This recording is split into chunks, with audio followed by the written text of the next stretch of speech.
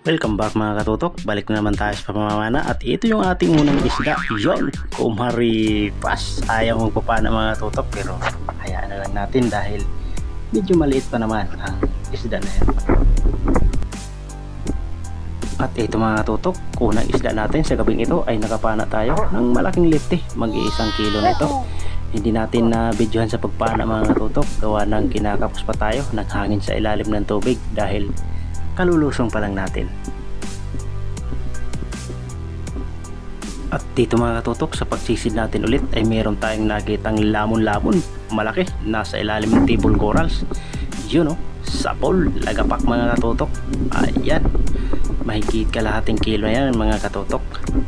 Pambenta na yan mga katutok para may pambili tayo ng bigas mga katutok. Ang ganitong klaseng isda ay seasonal lang nagpapahuli dito sa amin. Nung nakaraang taon kasi mga katutok ay walang ganitong klaseng isda dito sa amin. Ngayon na ulit ito nangyari na mayroong tumabi na ganitong klaseng isda.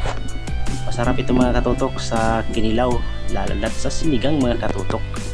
Ubos yung bahaw mo sa sobrang sarap. Mataba kasi ang ganitong klaseng isda mga katutok.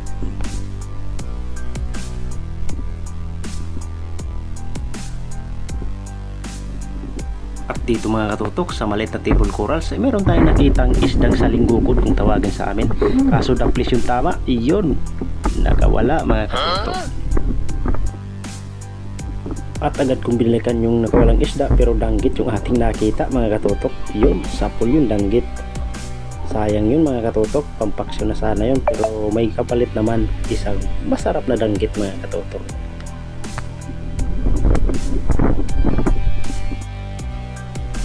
At dito mga katutok, sa pagsisid natin ay nakakita tayo ng isdang tamarong ang tawag namin dito mga katutok. Yun o, ito ang isda na matatawa ka talaga sa pangalan mga katutok dahil ang pangalan nito ay tama at wrong.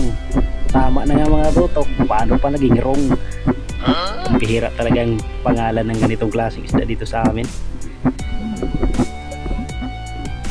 At nandito pa nga mga katutok, nakakita pa tayo ng isa at mayroon pang isa dyan sa unahan kaso nung hinuli natin ito mga katutok, yun, nakawala, kumaripas. Putin lang ay pagtanaw natin sa bandang malapit ay mayroon pang isa mga katutok kaya huli ka.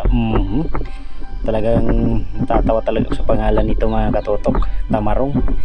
Kung tawagin pa sa English ay true or false ang pangalan ng ganitong klaseng isda.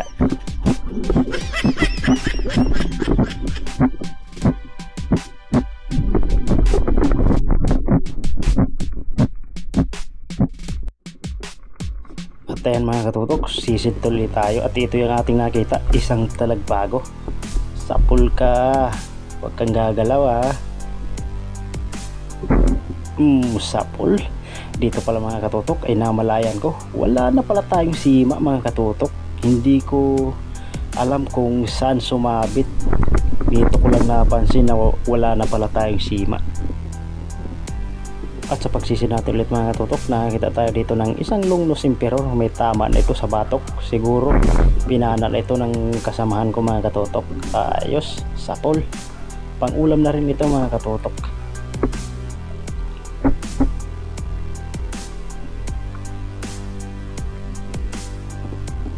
At sa pagsisid natin ulit mga katutok, ito malapad na danggit, pasiguruan natin. Sapol, pandagdag pambenta na ito mga katutok. Sa gabing ito mga katutok ay napakalakas ng agos at napakaliwanag ng buwan kaya medyo madalang yung panain pero ayos pa rin mga katutok dahil nakakapana tayo pa minsan-minsan. At ito mga katutok, dalagang bukid, malapad na. Sapol, hawakan natin mga katutok, baka makawala, wala na kasi tayong sima. At ayos, na-secure natin yung dalagang bukid mga katutok. Pandagdag pambenta na ito. Ayos.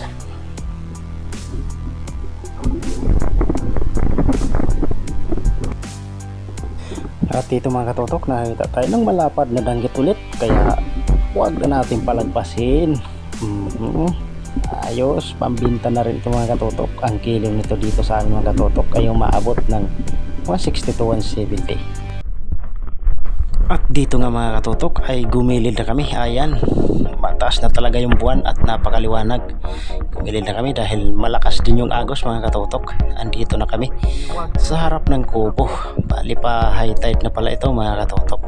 Oras ngayon ay nasa alas 11 na ng gabi. At kung bago ka pa lang mga katutok dito sa aking YouTube channel ay huwag mo nang kalimutan mag-subscribe. Pakihit naman ang notification bell para lagi ka pong updated sa mga video na ginagawa ko. Kagaya nito mga katutok. Paki-like and share naman po mga katutok. Maraming salamat po. At doon na lang nating tignan yung mga huli ko pagdating sa gilid. At ito mga katutok, yan may pinulo tayong mga swaki. Pangulam na rin natin yan sa baon. At ito yung ating mga naging huli mga katutok. Ayos, kwartang linaw din ito. Bibinta tayo dito ng 3 kilo. Estimate ko kasi sa kuhuli ko mga katutok ay nasa 4 na kilo, pero ayos na rin yan mga katutok. Kahit na malakas yung agos at maliwanag yung buwan ay binigyan pa rin tayo ng magandang biyaya mga katutok. Ayos, kwartang linaw rin. So sa mga nagpapa-shoutout pala mga katutok ay wala muna tayong shoutout. Sa susunod ko lang po na upload ulit tayo gagawa ng shoutout mga katutok. Maraming salamat po sa inyong patuloy na panonood sa Luzon, Visayas at Mindanao, at kung saan man nakarating ang video na ito. Maraming salamat po sa inyo mga katutok sa patuloy na walang sawang suporta. Ayan, thank you for watching mga katutok. Hanggang sa susunod ulit.